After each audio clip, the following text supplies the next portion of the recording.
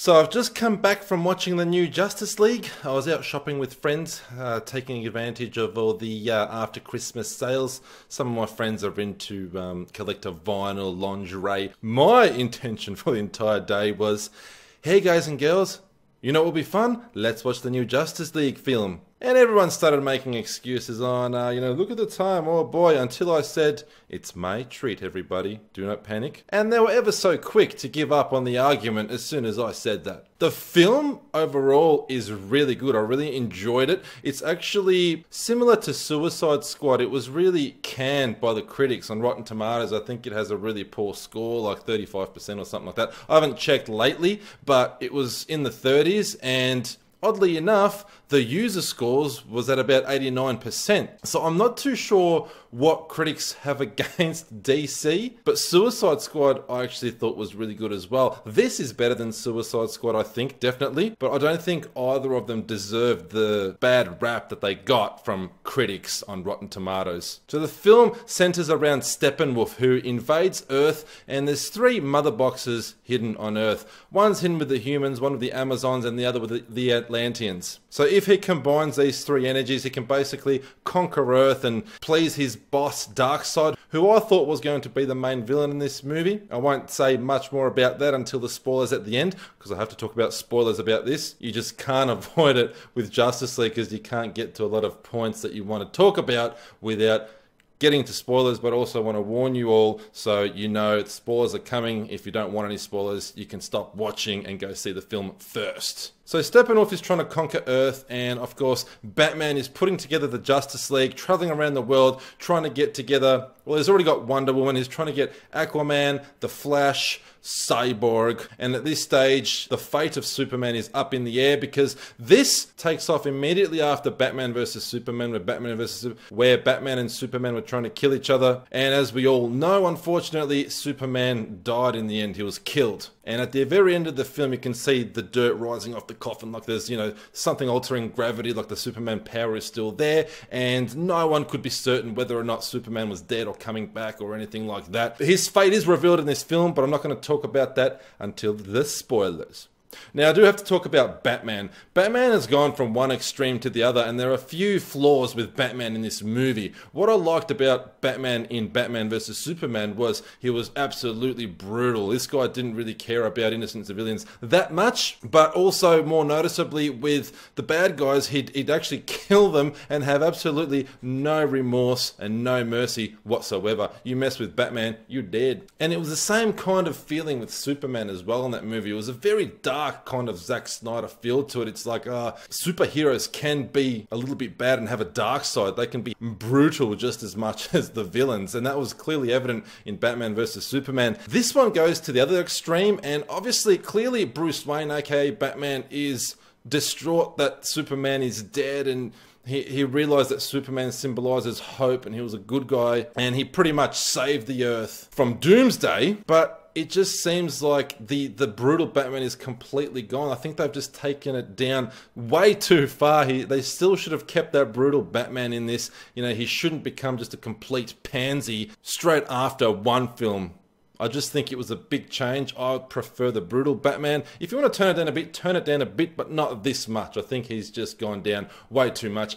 Having said that, Batman in the comics is also a very intellectual type character. He relies on his intellect, his gadgets, and his superior detective skills. There's no detective Batman in this. He's a dumbass in this at some stages. I remember at one stage in the film he was referring to one of the mother boxes and said, I believe this must be a container of some kind.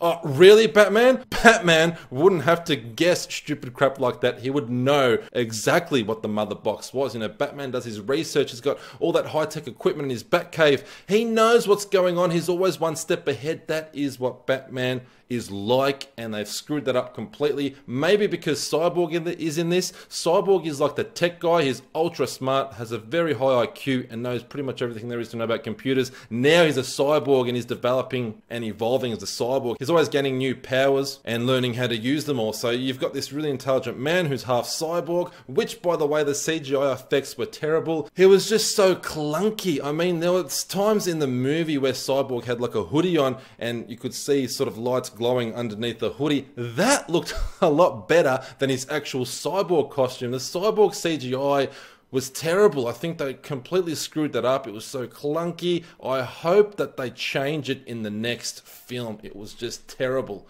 The actor, however, was sensational. Cyborg was awesome, I have to say. The actor was great. He pulled it off nicely, but I don't understand why Batman was dumbed down so much. You know, you can still have more than one intelligent person. They're superheroes, for Christ's sake. Wonder Woman is absolutely wonderful. What better word to use to describe her? Now, I have to be 100% honest. I was a little worried when I heard this actress was going to be portraying Wonder Woman. I always thought Wonder Woman had to be really strong, really like muscular and just a tough woman.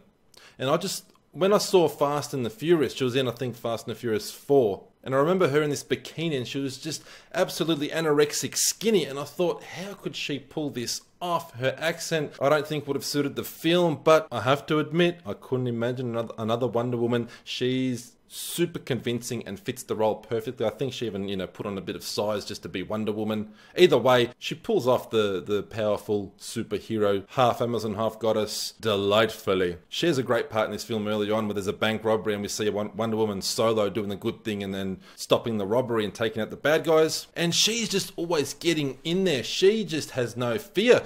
She's one of my favorite characters now, Wonder Woman. She just gets in there into battle and she's just relentless. You cannot stop Wonder Woman, whereas Batman just seems to get his butt kicked most of the time. And, he's the only human character in this, I suppose. He's relying on his gadgets, on his technology, his intellect, which has gone out the window in this film at the moment, which I hope they improve and change in the next film. But that's what Batman is like. He's up against powers that he just doesn't have as a human being. The Flash was great. I actually wasn't too sure about this kid, but he's really, really funny. He plays like the Spider-Man Homecoming type where he's just a teenager, goofing around most of the time, not taking anything too seriously and a little bit scared of actual battle and war when push comes to shove. He's maturing, he's growing, he's a teenager. And I'm definitely looking forward to the Flash film, which this actor will be portraying the Flash in the Flash film coming up. He was great. And of course, Aquaman, probably the character that I was looking forward to seeing the most out of all of them. He wasn't in the film anywhere near long enough. It was ridiculous. It's like everything that you've seen in the trailer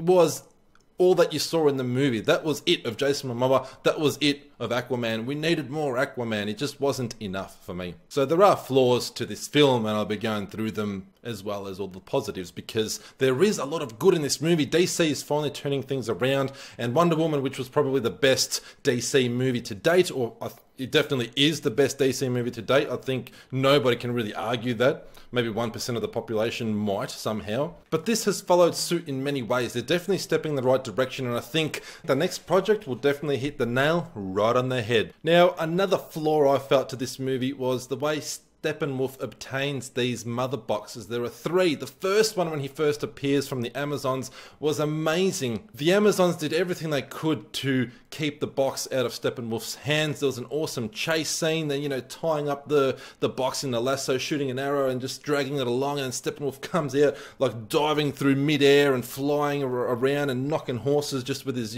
shoulder, because the guy's like a giant pretty much compared to human beings. It really showed his power and it was just a great scene. But then when he goes to Atlantis, this lost city of Atlantis, there are 2 guards there defending the mother box underwater, and then Jason Momoa turns up and just gets his ass beaten like nothing, and Steppenwolf grabs the mother box and just takes off. It was just so simple. It's like, this is Atlantis and there's 2 guards there. It's just, what the hell were they thinking? And then the last box, without giving too many spoilers away, was used for a purpose for the Justice League, and once it was used, Steppenwolf just pretty much came, took it, and took off again. It was just like, it was even easier. They should have made it as entertaining as trying to obtain that first box. That really worked well. For some reason, I don't know if they're trying to save money or just sort of cut time, but the way he obtained the 2 other boxes was just ridiculous. Alright, so overall, out of 13, I'll have to give Justice League a 10. It's definitely a must-watch. It's a fantastic film, but the flaws that I mentioned, I think there's just a little bit too many of them not to get a higher rating. Having said that, they're definitely on the right track, and if you can just ignore those flaws, then you're going to enjoy this movie just as much as I did. It's definitely worth seeing, and I hope my review helped you decide what to do. Now, it's time for spoilers. So if you guys and girls haven't seen the movie, if you don't want to know what happens from here on in regards to Superman, leave now. Shut up and sleep with me, come on, why don't you sleep with me? Shut up and sleep with me, come on, and sleep with me, shut up and sleep with me. So this was a little bit disappointing as well, but we could definitely see that it was going to be coming. Now, they try and resurrect Superman using one of the mother boxes that was being guarded by the human beings that Cyborg obtained. It doesn't really follow suit with what we saw at the end of Batman vs Superman, with gravity going really funny and the soil kind of rising. He was resurrected by the mother box, and yes, Superman is brought back to life, and it does follow up with probably the best scene in the film, which I'm going to get to in a second. Just one second. However, they could have come up with some Kryptonian technology. They get back on this Kryptonian ship, which doesn't seem to have any security ever. Anyone can just kind of walk on in there. It's kind of like just choosing a diner and walking on in. It was just a little bit far-fetched and overly convenient for my liking. Surely there would have been a scene where they had to, get through some guards or some sort of high-tech facility, but no, the Justice League just kind of rock up there with no difficulty whatsoever. So Superman is resurrected by one of the mother boxes, and that is when Steppenwolf shows up. As soon as they resurrect him, he shows up in like a flash of light, grabs the box and disappears in a flash of light again. That's how we got the third box. Are you kidding me?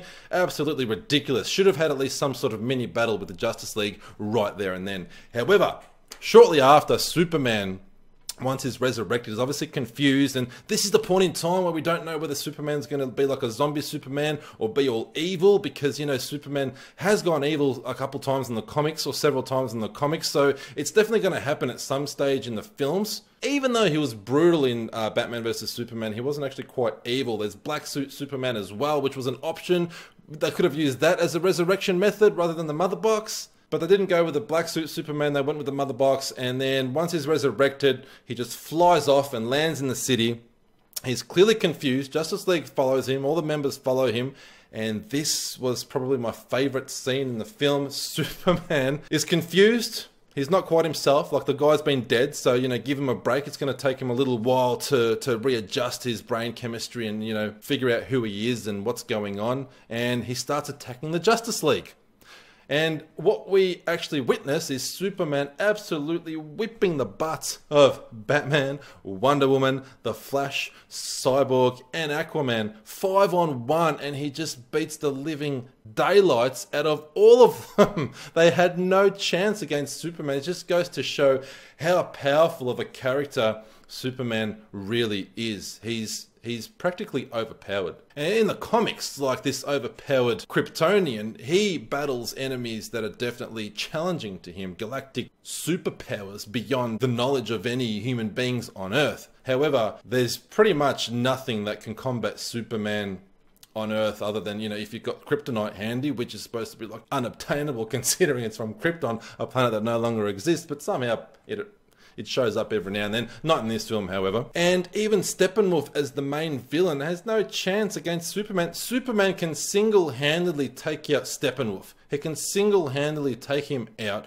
So it kind of defeats the purpose of having the Justice League. What are the other 5 there for? If Superman's resurrected now, we can just make Superman movies. But having said that, I'm just being maybe overly harsh and critical here. But sure enough, Superman does shake off that zombie stage. Lois Lane comes and he kind of, begins to find himself again, and then goes off into the cornfield where, his memories of his dad are, and then disappears for 45 minutes of the film, and then turns up in the end just on time before Steppenwolf really starts kicking some major ass, and it looks like the Earth is about to be conquered. So Superman just arrives just in time, and for once we see Batman do a little bit of good as well, and his Batmobile kind of luring all of the parademons away in his Batmobile, trying to even the playing field a little bit with Steppenwolf and the rest of the Justice League. So I've pointed at the flaws, I've pointed at the positives. At the end of the day, Superman is back, baby. I'm definitely happy about that. I didn't like that he was dead, and we all knew that he was going to get resurrected somehow. It was just a question of how. And they could have went with the Kryptonian technology, they could have went with the black suit, but they opted to go with the mother box, which I think is probably the worst way to bring him back, but he's back nonetheless. So now they've got a lot of options. He was dead. He's returned from the grave. So there's still sort of that zombie Superman in there. You know, something can make him snap at any time, especially if Lois Lane dies. I think that's the biggest shortcut to make Superman evil. If she dies, he's going to be evil. He's going to be so evil that we're in big trouble. They could do the black suit thing as well, but who knows what's going to happen there. Doesn't look likely now. Going forward, I think we'll definitely see another Man of Steel film. Hopefully an Aquaman film. I know The Flash is coming. I haven't heard anything about a Cyborg standalone film, and we all know the Wonder Woman just came out. She won't be getting a film anytime soon, so it might be another Batman type film. That would be pretty good, a solo Batman film with Ben Affleck as Bruce Wayne and Batman. That'll be definitely interesting, and hopefully we get some brutal Batman back. But I'm going to stop rambling anyway, because I could talk about this movie for weeks on end. So I'll cut it there. It's a 10 out of 13. Go and watch it. If you like comic books and superheroes and all that sort of stuff, then this movie is for you.